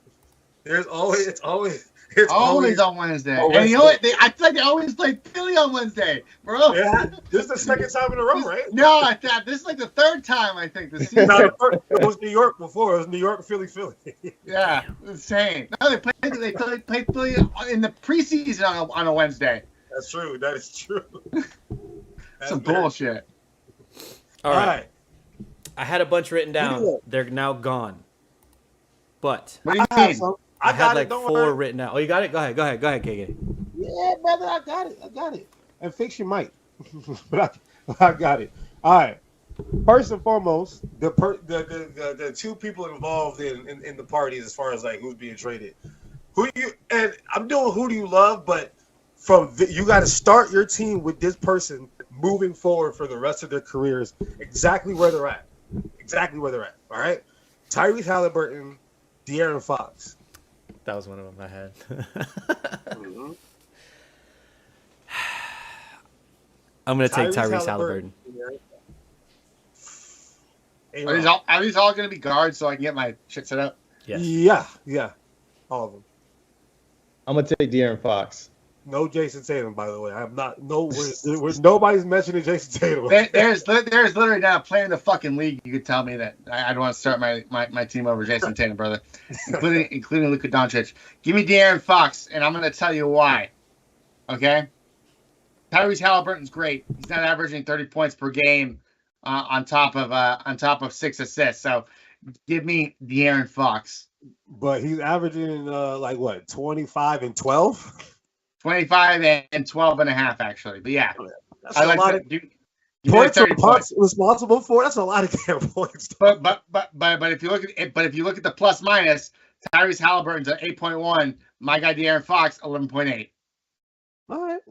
I'm agreeing with you, by the way. I'm picking De'Aaron Fox personally. I mean, that's a pretty close plus minus with only what, like 12 that's games not close. in. That's not close at all. 11.8 is insane. With dude. 12 that's games like, in. That's like what? With only 12 games in though, 12 games played. Yeah, sit. Yeah, that's an insane amount. Yes. Sample size. I'll trust the numbers. Sample size these nuts. All right. Now this one's a little tricky. All right, it's a little tricky because Tyrese Halliburton or Damian Lillard, again, as they are right now, Halliburton. the rest of their career, because obviously they're older. Yeah. Now what the fuck are we doing? Tyrese Halliburton. Yeah. Damian Lillard should be. Hey, Rod, come on! I know you want to do it. Give me Damon. I'm drafting high in the season when he's done. If you're taking Damon, you need to take a break from the podcast, brother. I'm sorry. You gotta get out of here. I can't disagree with A-Rod. What do you mean you can't disagree with him? It's tough, bro. It's tough because like Dame, I feel like, how old is he? What, 32, 33? Damn. I gotta go with Tyrese Halliburton. My man is shooting 37% from the field. Dude, you can't now. Yeah, because the air in Milwaukee is not good, bro. It's a different quality of air over there. So. I don't know where this hatred of Dame came from me, but I don't know. I just don't like him at all. I think that's on you, bro. You got to get that hatred out your heart, bro. He's There's something not right. There's something not right with him. Yeah. I'm sure he's a wonderful person and he's a great guy. I should say I hate his game. Great rapper. Right? I don't like watching him play. What? You don't like watching him play? No. Next one. I'm taking Damon. I'm drafting high in the season after he's gone. So. All right. Tyrese versus Tyrese. Let's go. Maxey. This is a no-brainer. Go ahead, you guys. Go ahead, Sam. I'm going Maxey, just so y'all know. I don't give a damn what y'all say. I'm going Maxey. So I'm going Maxey too. I'm probably going Tyrese Halliburton. Everybody here is gonna go Maxey. I'm going Halliburton. What? Sammy. I'm sticking with my guns from the beginning of the season. I'm sticking with my guns from the beginning of the season. You don't got no love for my boy. That's not it. That's not it. He just dropped 50. That's not it. Look at He's James Harden shooting 42% from three. I know he is. Look what they doing. Yeah, how's that? How's that? The Clippers are going to win the West looking for you now? That's not looking good. That's not looking good at all.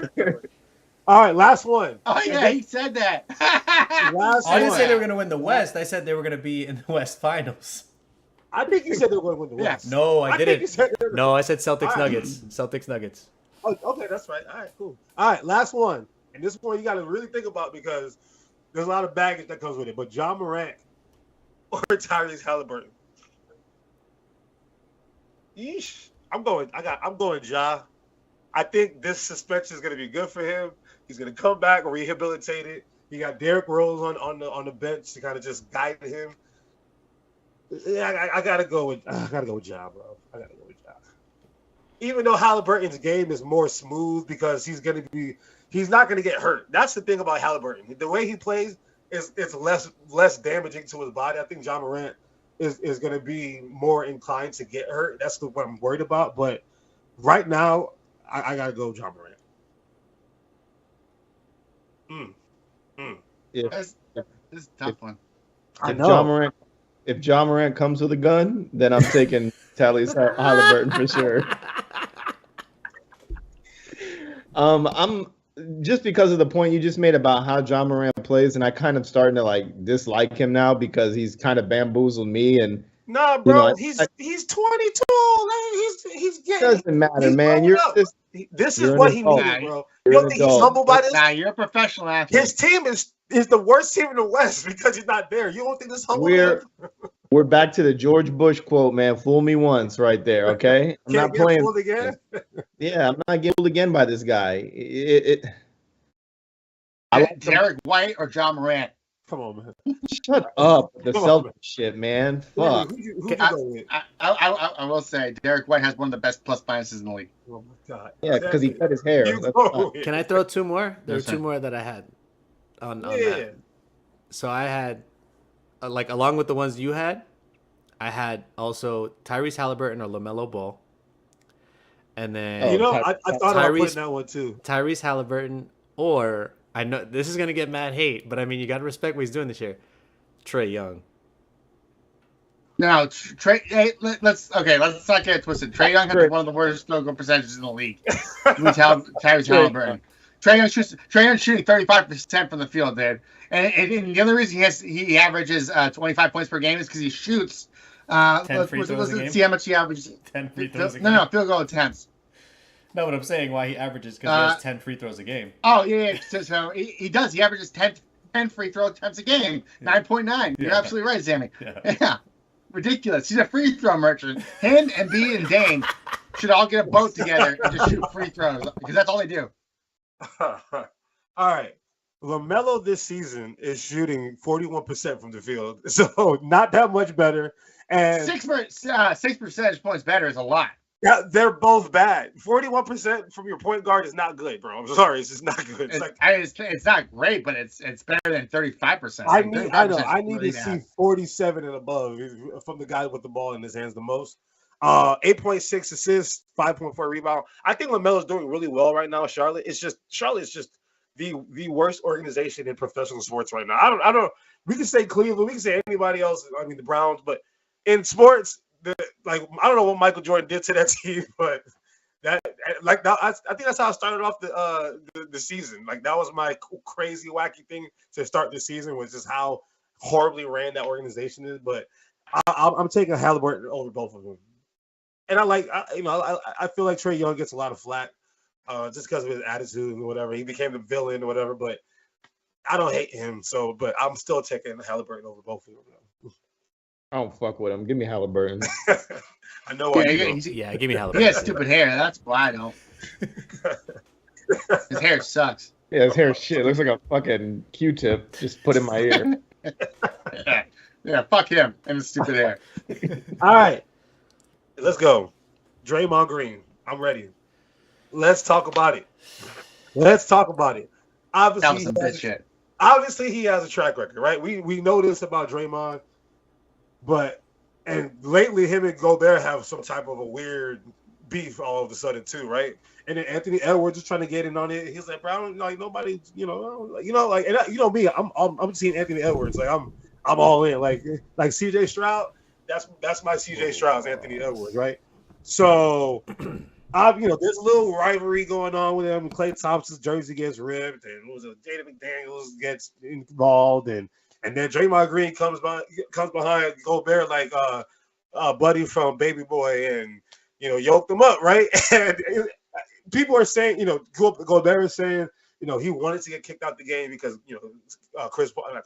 Steph Curry wasn't playing, and I don't know what to believe out of all of that. I do know that. Draymond Green has a track record, and as he's getting older, he's getting a little bit more just like don't give a shit because I'm a 4-time champion, and they still gave me another $100 million. I'm chilling, bro. I'm gonna punch my teammate, get him traded, and now I'm about to yoke up. That's what we really need to talk about is what the fuck is going on with Jordan Poole too, man. You watch this shit that he be doing? Yeah, he's not a winner, bro. Dude, I want that guy far away from me. Yeah, that's a toxic player that you do not want in your locker room. But yeah, I mean, what's y'all take on this whole shit? Can I say this? I took a full 180 degree on Draymond just because of the situation. Like when you look at it in real time, and you see how quick he had his boys back, I was like, yeah. Damn, he's a real one. Like I was like, yes. I can't hate that much because like. He went straight to his boys back to help him out because he was like, "Oh no, you're not gonna. The big guy's not gonna jump in here if I'm not gonna jump in here. Like if him and Jaden going at it, he probably would have waited a little bit. But as soon as Gobert jumped in, he was in there so quick, bro. So I got a little bit. I mean, he's still a punk, but I'm a complete 180 on Draymond. He's a real one. But two things can't be true though. You know what I mean? Like you can be a punk, but at the same time you are a real one. But I don't know. A-Rod, what do you think about this whole thing? Man, Draymond is just auditioning for the WWE now. Is all he's doing. So, I agree with you, bro. Like he just doesn't give a shit. You know how many media outlets he's getting paid from now? Yeah, how many? bro? He's chilling. He's the only NBA player wearing Converse too that I know of right now.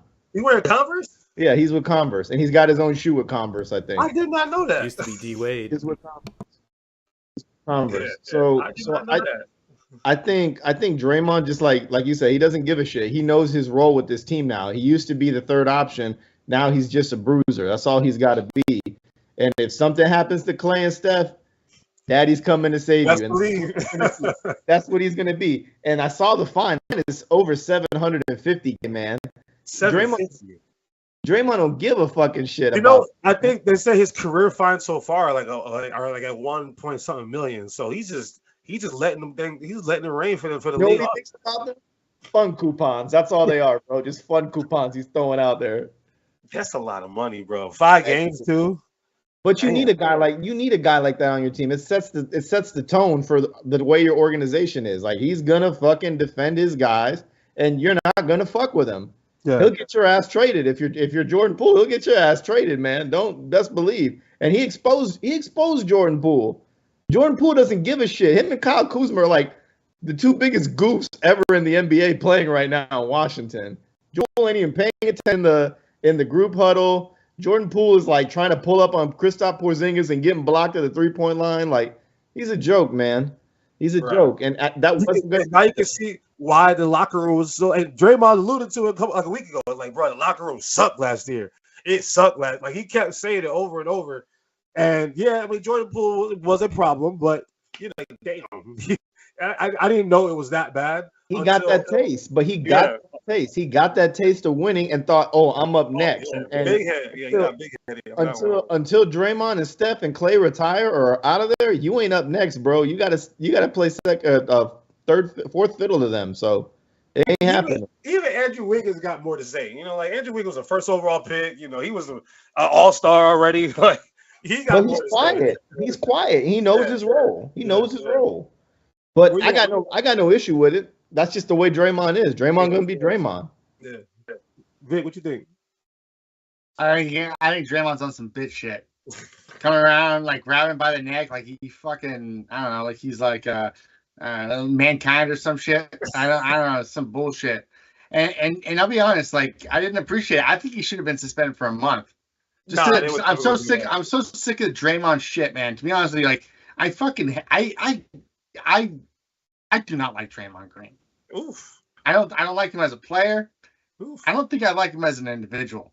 I like Draymond. I don't know, something about him I've gotten used to. It's like he's like the kid that just can't get right and you just like put up with it. Like, you know what? Whatever, bro. But I don't want to put up with it. Like he's a mid player, right? He's a mid player. He's not good. He's not good anymore. He's just a dick. Like I don't like bullies. And I think Draymond's a bully. I think he's a fucking asshole. I'll be honest. And he's got big fucking donkey teeth too. I don't like that either. So yeah, this is more personal. This is personal. It is personal. That's cool, bro. Because for real, like I really don't like bullies, and I think he's a big bully. I got you on that one. That's fair. Yeah, that's fair. All right. Well, it happened. We'll see what happens next with Minnesota and Golden State. I don't know when they're supposed to play again. That'd be a game to look forward to. But and then speaking of dysfunction, the Clippers have lost 6 games in a row. They might be getting Daniel Tice, I guess, so to help with that. But I'm gonna start with you on this one, Vic. No, Sammy, because that was your Western Conference Finals team, and it can still. I mean, it's early. It's still early. It's just, man. Tyronn Lue who had like heart palpitations when he was coaching LeBron and them and Kyrie. He said this might be his toughest coaching job of his life. Oh, so yeah. Where are you on this one, Mr. Western Conference Finals? It's James Harden, man. James Harden's the root of all evil. James Harden's the root of every single problem. This team probably would have been fine without James Harden. I have a feeling Russell Westbrook is out the door, and good for him. Get the hell out of there. Go to Miami. You know what I mean? Go have fun in Miami. But yeah, that's it, man. And that's honestly what the issue is. I mean, you've seen it with Philly. Look at what Philly's doing now. Look at Tobias Harris's resurgence now. I mean, look at Tyrese Maxey. I mean, Philly looks like a completely different team without James Harden, and that's because we look like we like each other again. This like, just looks yes, like cohesive. That guy is just so like, and then the comments he makes, like, "Oh, I'm not a system player. I am the system." Bro, you are absolute junk.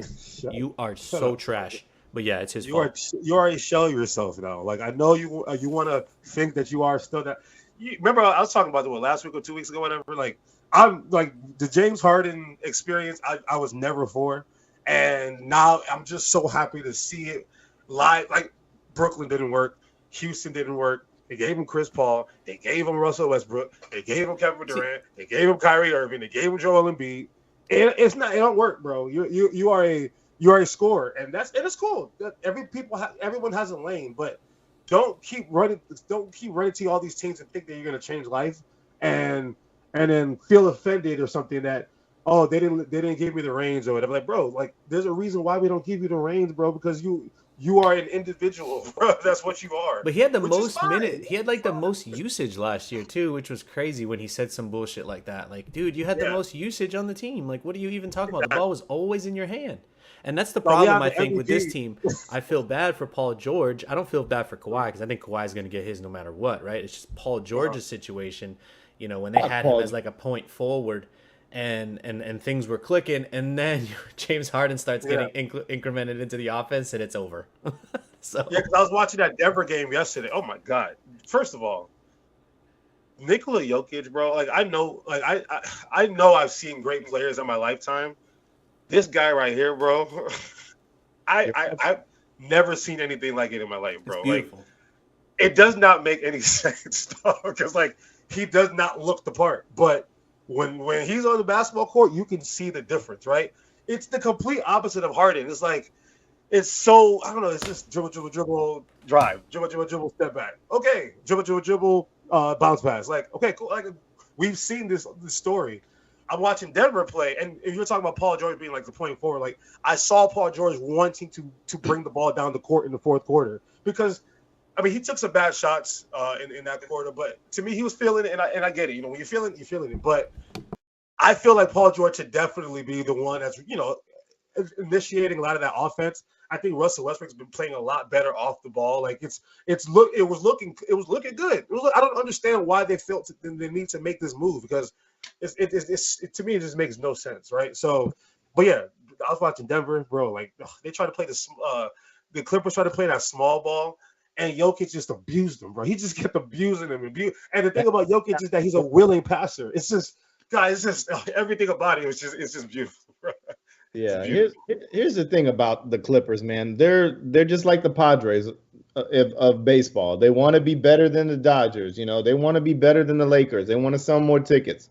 And one thing I've been saying about these super teams that they try to create, you got to create it with the right superstars. The more mature-minded, the more ones that want to win it, the more ones that know, like, hey, my role is gonna dip. Every one of those guys on that team, except for Kawhi, I feel like Kawhi is like Kevin Durant. He just wants to hoop. He just wants to play basketball, bro. He just wants to play basketball. He don't want to be the leader. He don't want to be the center of attention, but he's going to be, and he has to deal with that. But he doesn't want to be the leader. Yeah. Paul George, Russell Westbrook, James Harden, they're all scorers. They're all selfish individuals. They're all like me. I care about their images, this and that. Paul George has gotten a little bit better over the years, but I still can't stand him. I think he's like very cocky and very arrogant for what he thinks he is, and he hasn't really accomplished much. I know what he's thinking, because he did push the Heat, and when you're that close, you're gonna think. I mean, Reggie Miller did the same thing, because he knew he could push Michael Jordan, right? So Reggie Miller, Indiana, right? It's the same shit. They felt like they can push the guy. It makes you feel better about yourself, because you feel as you're an equal, even though you don't get all over the top all the time. You can kind of feel like you're one of them, because Paul George, for a good amount of time, we Paul George is somebody we consider as a top 3 forward in the game, right? Yeah. And so it's like, Look at Vic's face. Look at Vic's face. Look at Vic's face. You don't agree? I think top three. At one point, you don't think at one point he was for 1 year, he was. That's what I mean. I said at some point he was considered a top 3 forward in the game. Like, they brought his luck. Yeah. So go ahead, Rob. I'm sorry, bro. I think all it took was, and I'm not alluding to my boy, but Dame putting him out of the playoffs and doing that and exposing to the pandemic P instead of playoff P that we thought we had, and him always disappearing in the playoffs. Like he needs another guy on the team, and Kawhi is perfect for him for that, I think. But they need a solid point guard, and they need a good point guard. And James Harden ain't that answer. James Harden is not that answer. Huh? Russell was balling in the playoffs last year without both of them. He was the answer. Bro. Russ turned it up. Yeah, I'm not taking anything away from him. I think Russ is still have Gilgeous Alexander. Oh my God! But I just feel bad that Russell's gonna be the scapegoat in this whole thing.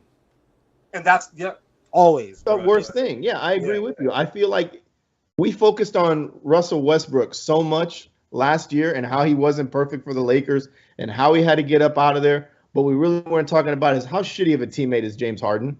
Because I remember as soon as he got traded to the Nets, everybody was like, oh, this is going to work. This is going to be good. They're going to be fine. There was no hate for James Harden. It was like, oh, he had to get up out of there. We felt bad for him. But as soon as they ship his ass to Philly, you see it. You see the type of player he is. He's not a leader. He's very selfish.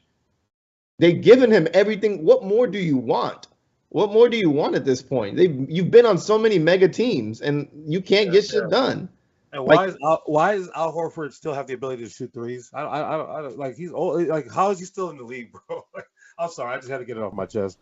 But I agree with all of that. It's just, it's just. You're way behind, KK. I know. I just saw Maxie in them. Don't worry, bro. I'm just here. I'm here. But yeah, anything else from you, Sammy? What anything you want to kind of touch on? Pause. Yeah, so I guess we could just kind of top it off. Pause with I like that you say the best team that nobody is really talking about in the NBA. So who do you guys think? Indiana Pacers. God damn, that was mine. I was gonna say Miami Heat. They're on a 6-game win streak. Yeah, relax. They play dog shit teams. Don't matter. Don't matter. Yeah, the Indiana Pacers are. Again, that's what kind of led me to the Halliburton thing. I'm like, yo, he got them look. He got them right. That was my league pass team, and you guys made fun of me for it. You did. That was your league pass team. I got two. I got the 76ers. Getting rid of James Harden and being number 1 in the East is pretty big. That nobody's talking about though. Hey, Rod, that nobody's talking about. Yes, but that's pretty big. Talking about. They're the best team in the NBA. I don't know. I don't watch. I mean, Minnesota. Going on. Minnesota. I was going to say Minnesota's my second. Minnesota, too, and they're still tantalizing the idea of trading Cat. So that's are. Mm-hmm. God, Cat can't get it right, bro. Can't get it right. I think I saw Pat Bev say that they should trade Cat because he didn't have Rudy Gobert's back in that fight. Oh, damn, you're right. Yo, Cat has been punked I love his Pat whole Bev. career, bro. Pat is somebody that you hate unless you have him on your team.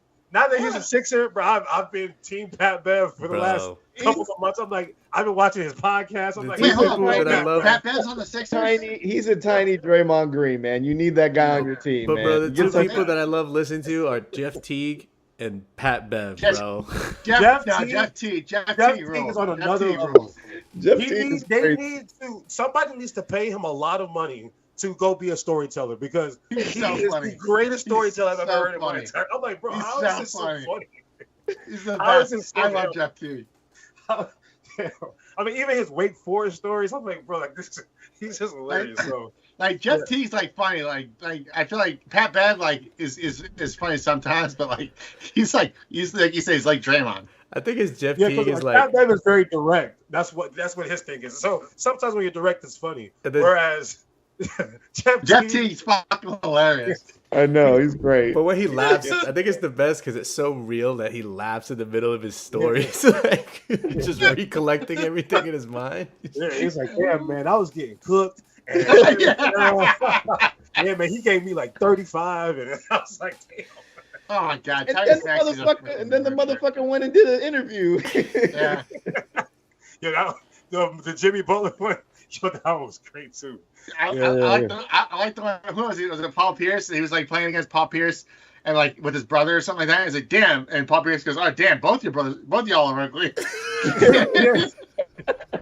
He's like, I know Paul Pierce is one of the coldest, but yeah, didn't he say that he dropped like 20 or 30 on him? Yeah.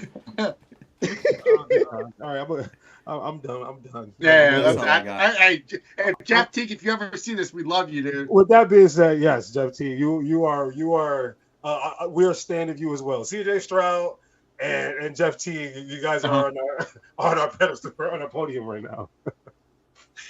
All right, A-Rod. All right, take them home. You can find us on X at @fair_weather_pod. You can find us on Facebook, Instagram, YouTube. Search the Fair Weather Podcast. When you subscribe or listen to podcast audio, you can catch us there as well. Where's the wisdom, brother? Travel the world to appreciate how beautiful the earth is. Going from green ass palm tree ass Florida to Arizona's mountain. I mean, the sunset, the mountains were purple, bro. It was purple. I shed a tear. I shed a tear. My brother, this is beautiful. Yo, he loves sand. That's why he's so excited. That boy was drunk. I loved Arizona travel the world and just experience it, because you'll have such a better appreciation of this planet Earth. It's a gorgeous place, y'all. It's a gorgeous place. I can't believe that's a foul. That's my words of wisdom. Look at him. Messing up a good moment. He can't believe it's a foul. Travel the world. Go play golf in Scottsdale, Vic. You'll love it. Yeah, no, I don't go West Coast. East Coast all day, son. See? Take care, everybody.